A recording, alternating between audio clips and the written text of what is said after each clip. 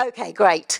Let's not waste any more time and introduce my panellists. So I'm joined today on the stage by Dr. Ali Karfarani from PQ Shield, Anne Duncan, who's the Chief Information Officer at the US Department of Energy, and on the end, Michael Osborne from IBM Quantum Safe. Welcome to my guests here, and we're joined on Zoom by Dr. Lily Lindong Chen from the National Institute of Standards and Technology. So thank you all. We're here to discuss post-quantum security. For many people, they're only just getting their heads around quantum, so the idea that we're adding a post to it is going to another level. So I want to start off by asking Lily from NIST. We're now on the verge of publishing the first post-quantum cryptography standards. What does that really mean? Give us a sort of sense of the process that's been involved with that and what it's going to mean to the people that are sat here today. Okay, thank you. So first, let me explain what does that mean by post-quantum cryptography. That is cryptography which can resist quantum attack. So today, public key cryptography like RSA and Diffie-Hellman elliptic curve cryptography has been well deployed. They are used for key establishment in internet protocols. The digital signatures are used for authentication and code signing. But they are vulnerable to quantum attacks. That's bad news by short algorithm. That is why we need to standardize new algorithms which can resist quantum attacks. Cryptographers have been actively looking for such a category of cryptography schemes to replace RSA, Diffie-Hellman, elliptic curve cryptography in the last decade. So this category we call post-quantum cryptography or quantum-resistant cryptography. So I hope I explained PQC. Then we can go to the next question, probably. So in terms of the NIST winners, there's this competition, we've got winners, but will there also be kind of other solutions that sort of sit alongside that? And if there is, how will we manage that? I mean, is this going to be just a one solution fits all or not? Well, when we talk about quantum resistance, we are looking for the hard problems, which are hard for both classical computers and also for quantum computers. For example, RSA is based on the integer factorization problem. It's hard for classical computers, but not hard for quantum computers. That is the problem. So we have multiple categories of these hard problems, hard for both categories. For example, like a lattice-based cryptography, code-based cryptography, and multivariate, hash-based signatures, and elliptic curve Asagi-based. So there are many categories. So one NIST started to call for proposals 8 years ago. We received 82 submissions in 2017. That's a lot, and from different categories. During the 6 years, we narrowed down 3 times, and based on the public crypto analysis and the evaluation. And then we, in each of the narrow down, NIST write a report. And also to this report tell why we selected some to move forward, why some are not. So in 2022, we selected the first set of the algorithms. Altogether, 4 algorithms, 1 for key establishment and 3 for digital signatures. So that's the procedure I summarized in a very short, kind of few sentences. But remember, this is 8 years and effort, and it's a community effort, I would say, and also it's a kind of effort to explore a very new area. So I hope I answered the question. Anybody on the panel want to add to that? So the two questions so far are, just explaining what these new standards will mean for people that are sat here today, and also whether they are going to be standalones or whether we're going to see other sort of solutions sitting alongside them.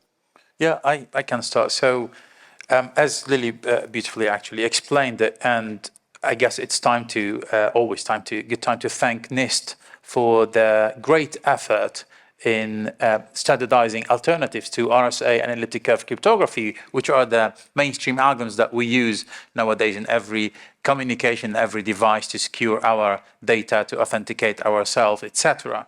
So they've been running this process since 2017, and now we have 4 algorithms that were chosen by NIST. We have different algorithms at different stages, so we still have around 4 algorithms that are being scrutinized by NIST and the community to standardize further algorithms, in particular key encapsulation methods.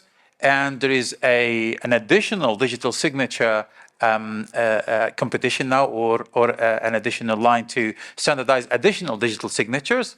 This started in June last year. So there will be more algorithms. To answer that question, there will be more algorithms to be standardized as a package of or suite of cryptography algorithms that are believed to be quantum resistant. And this is for multiple reasons. One is to diversify the mathematics as much as we can, because cryptography is a risk mitigation mechanism. That's what it is.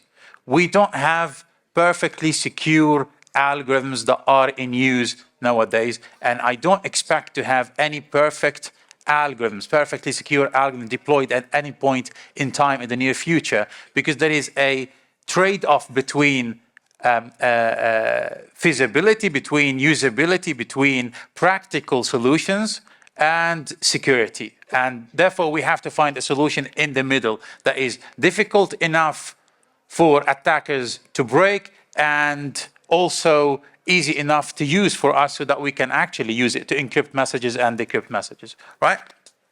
So there will be more algorithms from NIST themselves. And again, those algorithms that are selected by NIST will flow down into different standardization bodies for the telecom standards, for the financial sector standards, for the other bodies there, IETF, etc. And therefore, there will be some subsets of those algorithms that are suitable for different sectors that will be standardized. But I don't see other algorithms outside NIST, outside the algorithms run by NIST, that will be actually widely used in at least in the Western side of the world, where we rely heavily on the US government and European governments for cryptography standards.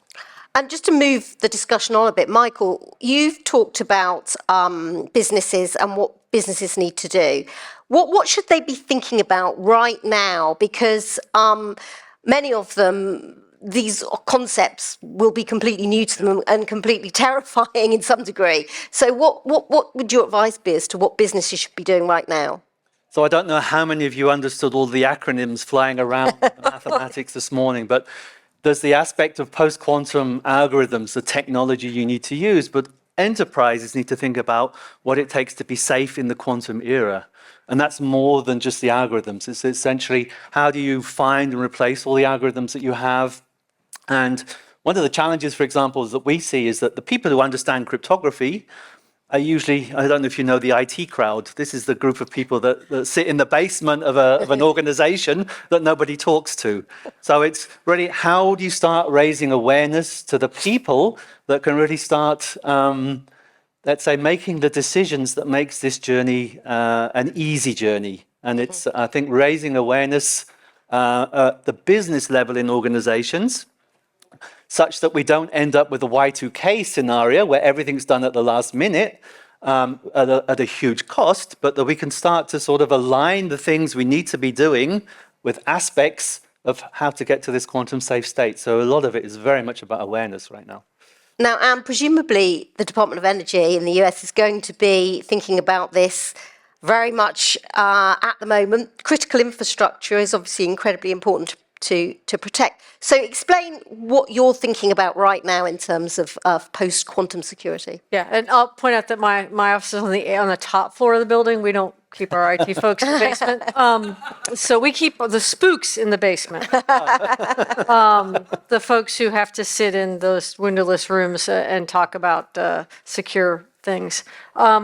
So yeah, DOE, I mean, the reality is, so Y2K is an analogy actually that my staff has used as well. The problem with the Y2K analogy is that it's too late already, in the sense that, we look at our data and we say there's a whole bunch of data that people have already exfiltrated and maybe sitting on right now that's encrypted that they will be able to decrypt in the future. So part of the goal is to stop the bleeding right away. So we're looking at Department of Energy, what is the full inventory of all the systems that we have? What are the cryptography methods used for those?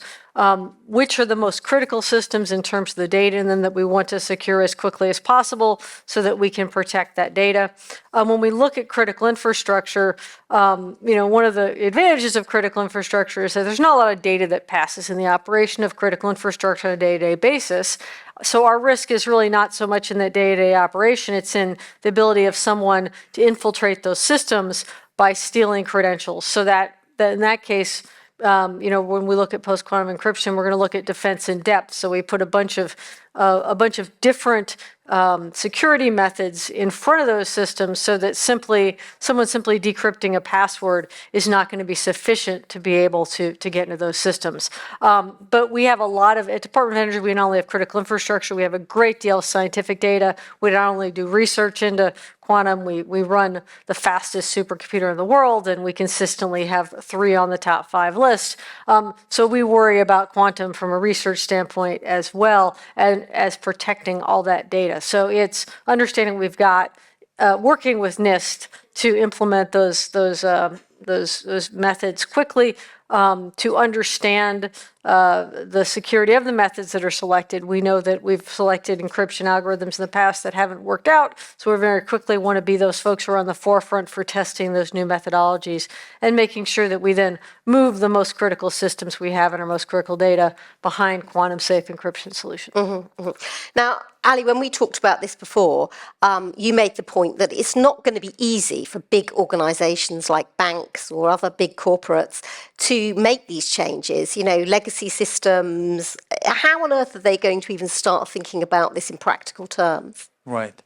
So it's important to understand that it is a cybersecurity supply chain issue here, and it's there where you need to look at where you sit in this supply chain, and based on that, understand which pieces of the jigsaw are things that you need to take care of, and which parts you need to ask your suppliers about, and understand the timeline where you're going to get this to be post-quantum, where you're going to get that to be post-quantum. And it is more challenging to those who sit in the middle because they really rely on others. They have lots of dependencies on the semiconductor and on the OEMs, on the network security, etc., to provide them with the basic devices and protocols so that they can upgrade their own infrastructure. That's why you see that now most of the announcements recently about those who started migrating to post-quantum cryptography, which means that it is happening already. You hear that Google, Chrome in particular, Meta, Zoom, the iMessage from Apple, and Cloudflare, and you can see that these have a sort of like big control over what they own there, and they can start the transition themselves, and it's mostly software. That's why you see that they can actually do this. But for the financial sector, they heavily rely on hardware security modules and network switches, etc., to be post-quantum secure first before they can actually start upgrading everything. Now, they can start understanding which pieces they need to do themselves. They can start asking their suppliers about their timeline. When should they expect this piece, this device to be post-quantum? When should they expect their HSM to be post-quantum, right? And they need to work according to a timeline to have an idea where and when it's going to be post-quantum secure. How are they going to transform and transition everything they have to be post-quantum secure at a certain point in time? Because until you're fully post-quantum secure, you're not post-quantum secure, right? As long as you have some pieces that are not really post-quantum secure, as in like they still only use RSA and elliptic curve cryptography, then it's very difficult to claim any post-quantum security guarantees. It surprises me actually that we use the word safe here, because when it comes to security issues, safe is not a word that a lot of people would use. I've written about hacks and security weaknesses all of my life as a tech journalist. And I was talking to an expert about this panel, and he said that there's already been a paper out that appears to show a quantum algorithm that could undermine the NIST standard. So, Lily, I'll take that, push that difficult question to you. Are we being a bit sort of arrogant here by using the word safe? And isn't it always the case that these things will be broken? Yeah, that is a good question. The whole cryptography history is to say design an algorithm and then also break an algorithm, right? To the two sides of the cryptanalysis effort. And so, of course, right now, most of the selected algorithms are fully secure, and the analysis for almost like 7 years before we released these candidates. Some already broken. Well, I should say some were immediately broken, and some are broken. And that's all the situation, and we consider it's a normal situation. So that's also say why we continue to have new algorithms in the first round, and also for the additional signatures, we call the unwrapped signatures, as Ali said, that we want to diversify the portfolio to make sure that those algorithms are based on different mathematics problems. So on the other hand, the community research gave us a certain confidence, because a lot of people analyze these algorithms and to try to break them, because at this moment, any news will be on these selected algorithms will be the front page, top line news. So that gave us certain confidence. So our confidence is based on the research state of the art. So, but no absolute secure, that's for sure. So that's my Thank you. Any other thoughts? understanding. Thank you, Lily. Any other thoughts on that particular question? I'll just say, yeah, any algorithm with enough computing power can eventually be broken. We all know that. The issue is we've got to have algorithms that number one, have the seeds are as random as possible, and that's a whole other debate that we don't want to get into today about randomness. But number two, that we just stay ahead of the computing power to the greatest extent possible, right? And that's simply the trick. So. I would just add enough to the end of safe enough. Because there are some scenarios, we use broken cryptography today, if I'm honest, and if it's used in areas where it doesn't matter so much, just needs to be, it's like an insurance. Security is an insurance. The insurance needs to be commensurate with the threat you're protecting. So it's safe is not a single state. Depends on really what you're using cryptography for. Now, the whole kind of premise of this debate we're having here is around timeframes. I can't possibly talk about timeframes without introducing Q-Day, a phrase that obviously journalists love to use. It's this nightmare scenario. Let's all kind of think about that in terms of what you see Q-Day as meaning and sort of when we will reach it. And for those who might not have heard the term in the audience, explain what it is. Ali, do you want to start? Yeah, sure. I mean, before I talk about the Q-Day, I would say that the event that is happening much sooner than that is the NIST Day, which is when NIST is going to publish the official standards. And I'd say that for us, those who are working in cryptography, we are, we mark this as the post-NIST and not post-quantum, right? Because once NIST has published the standards, it's a compliance issue. Assessing the risk is not a problem for everyone in every company to think, oh, when is it that we're going to have a quantum computer and when should I start worrying about? That's a much bigger problem. And, talking about probability and randomness and can be fooled by randomness and talking about, the black swan event. And you can talk about it philosophically as much as you can. But this phase we're past that phase. We did this analysis. Remember that we're talking about quantum computing, which was officially introduced in 1986. And we're talking about an algorithm that can break RSA that was introduced in 1995. So these are not new stories. We're not talking about an algorithm that was, developed yesterday that can break RSA. It was developed in 1995. We're approaching now 30 years after that algorithm was published. So the analysis has been done about the quantum threat and the quantum computing and whether or not it is a threat. For us in cryptography, we consider any non-negligible probability as a threat because it means that someone can actually extract your key. And therefore, it's a different risk assessment than what you see in the financial sector, in the stock market, etc. For us, the risk must be at a very, very, very low level for us to trust all those devices that we are using on a daily basis, all those communication protocols. And therefore, the Q-Day is a lovely philosophical question, right? But to us as cryptographers, enterprise, all those who are working in cryptography, developing those new cryptography solutions for hardware, for software, we're now talking about standards, being compliant, making sure that we can transition the whole infrastructure across different sectors in the cybersecurity supply chain to a quantum, to a state where it is quantum resilient. And what Michael said is that we want to be in a safer, safe enough or safer situation, right? Because as I started, perfect security does not exist in reality. Once you deploy it, it's not perfectly secure anymore. Yeah. Anne, thoughts on Q-Day?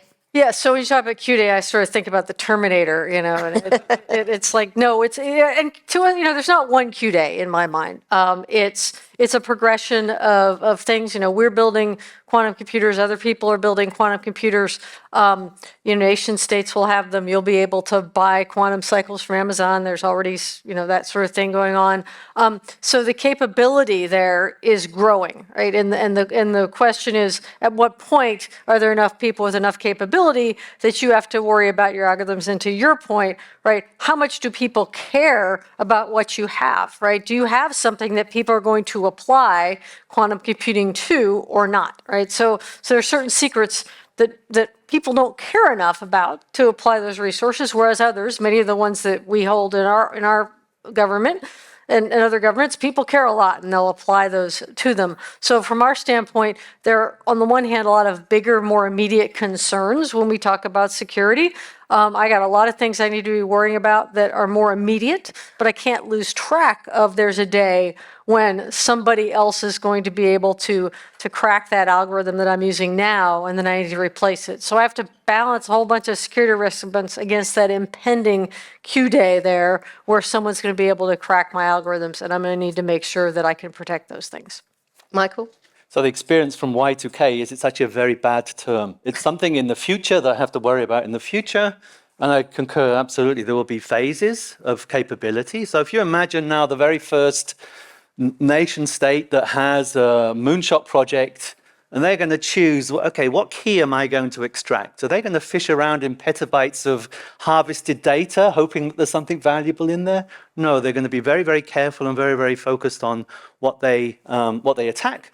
And what people attack will depend on the capability and the cost of attack. So Q-Day per se is a bit of a challenging, I think, concept. We need to be prepared for these eras of capability and the sort of things that will be attacked in these different eras.